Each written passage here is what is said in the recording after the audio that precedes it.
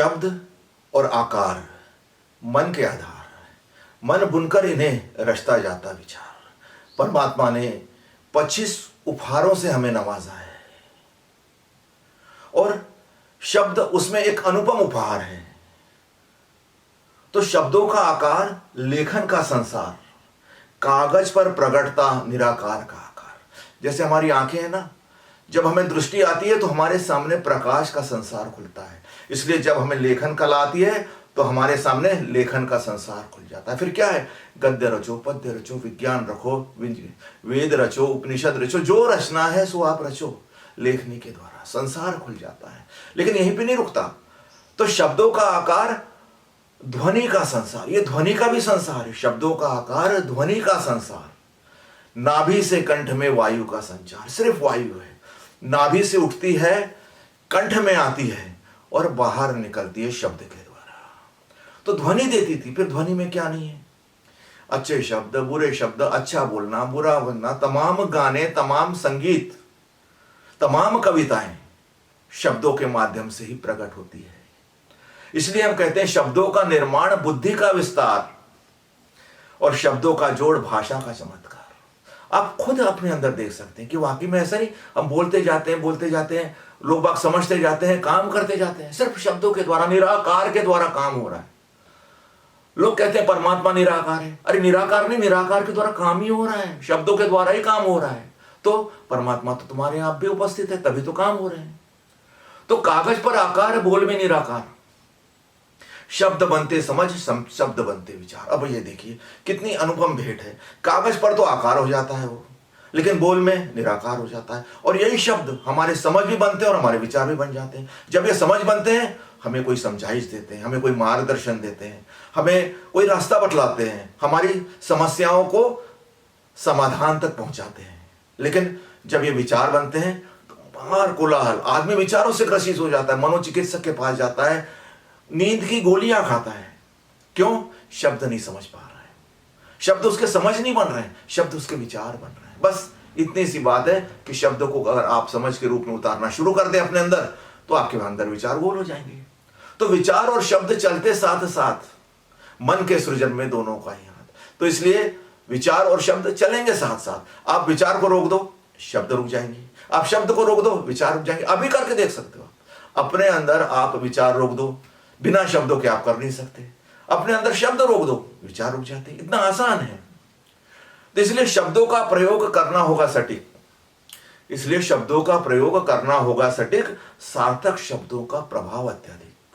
आपने देखा होगा, एक बात जो दिल में लग जाती है वो ताज उम्र याद रहती है।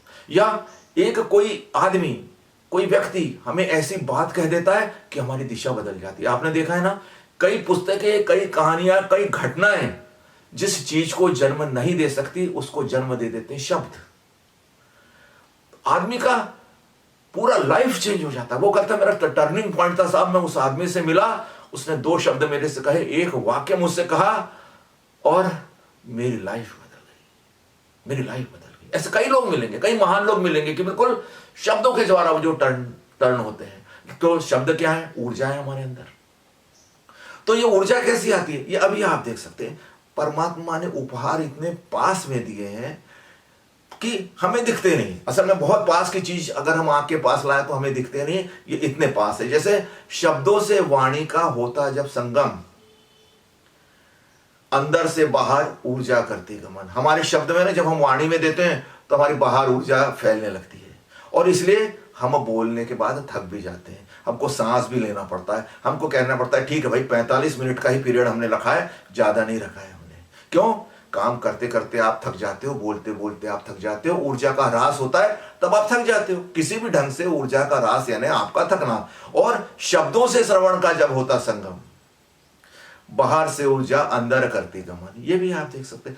जब कोई हमें शब्द बोलता है, जब हम कोई शब्द सुनते हैं, जब हम किसी कथा कहानी या अपने स्कूल में बैठे रहते हैं, तब हमारे अंदर ऊर्जा समाती रहती है। लेकिन हमारे अंदर कैपेसिटी है, उसके बाद हमारी ऊर्जा ओवरफ्लो होने लगती है और फिर कुछ समझ में नहीं आता।